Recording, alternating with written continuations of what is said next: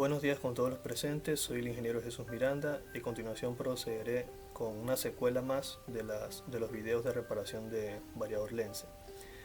Yo soy de Guayaquil, Ecuador y este es mi número telefónico. Vamos celular 096-889-8916 y me pueden hacer consultas o preguntas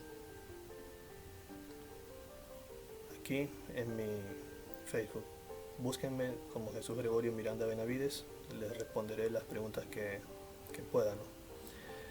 ¿Por qué estoy dando esta información? Porque últimamente sí me han escrito por los videos de reparación. Justamente esto que voy a explicar es un caso de un compañero de Venezuela que me ha escrito por el mismo variador Lense, pero ha tenido un problema diferente.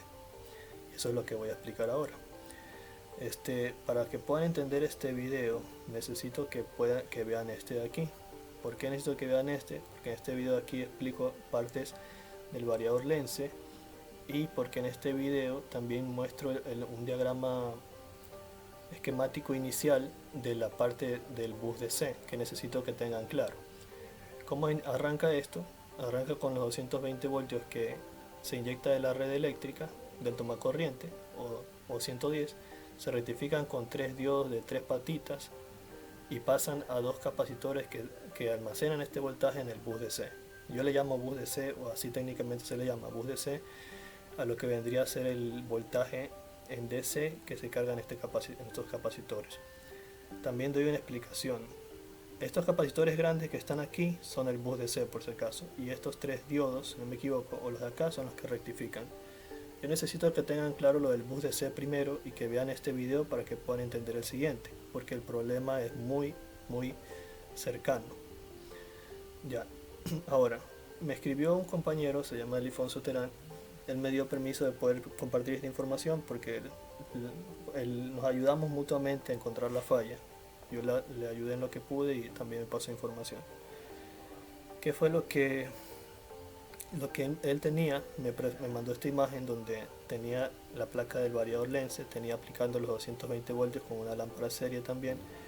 Aquí tenemos el capacitor donde está el bus DC, tenía los 330 voltios en DC, y aquí tenía 157 voltios en DC, y aquí tenía 173 voltios en DC y 3.3 voltios en DC. Como tenemos el voltaje en DC, nosotros podemos decir que todo el voltaje está bien a la entrada. Todos los componentes a la entrada del bus DC está bien. Entonces tenemos que, si no arranca el variador Lense y tenemos estos voltajes, podemos decir que la fuente está parcialmente bien y tenemos microfuentes que pueden regular el voltaje, como está aquí que está regulado a 3.3, que están en buen estado. Pero no arranca el variador. Al igual que en el video anterior, se debe revisar el relé, porque el relé tiene que cerrarse para que arranque. Se debe revisar todo el circuito que condiciona el relé, la bobina, y aparentemente en este caso todo esto estaba bien, porque si no trabaja este circuito no manda a arrancar el relé. Y se tiene que ver el capacitor, el mismo capacitor en el que yo tuve problemas en el video anterior, se lo tiene que revisar. Mi compañero lo revisó y el capacitor estaba bueno en capacitancia, pero he aquí el detalle, que no le llegaba voltaje. Entonces él se percató de lo siguiente: ese capacitor, a ver si veo aquí una imagen, a ver si lo ubico. El capacitor debería estar, déjame ver dónde debería estar conectado el capacitor. El capacitor debería estar conectado aquí. Este es el capacitor que da arranque, este de aquí, ya. Para que ese capacitor de arranque, me decía mi compañero que ese capacitor debería estar aquí, necesita voltaje, y ese voltaje lo suministra en un transformador que se encuentra en esta zona. Obviamente primero el transformador rectifica el voltaje con este diodo y con este diodo, y si no me equivoco debería regular el voltaje con un regulador. De esa parte no estoy seguro si el capacitor toma el voltaje directamente de los diodos. Sí, parece que sí, el capacitor toma el voltaje directamente del diodo, pero es probable que también primero pase por una etapa de regulación. Ahí hay que hacer el seguimiento, pero no se preocupen. El problema en este caso era que se retiró el transformador porque se sospechaba del transformador, pero sucede que el transformador estaba bueno.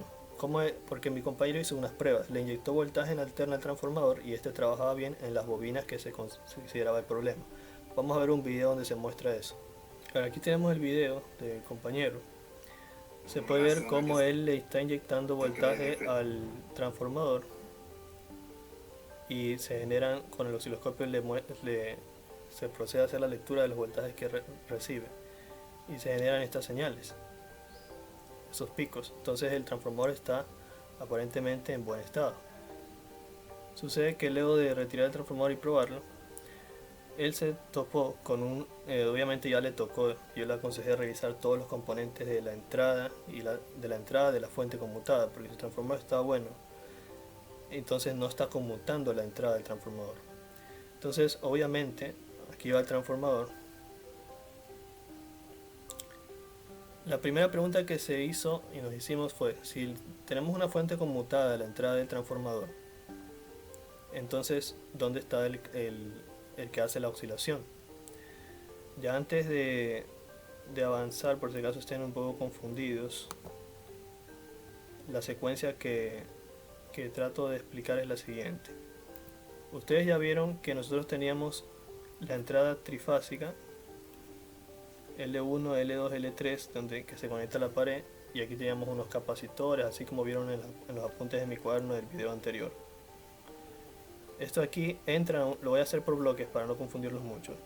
Entran en una etapa de rectificación, que es con un diodo que rectifica, pero tiene tres patitas. Y esto aquí vienen a los capacitores principales, que son del bus DC. Ahora, de aquí se agarra la etapa de oscilación,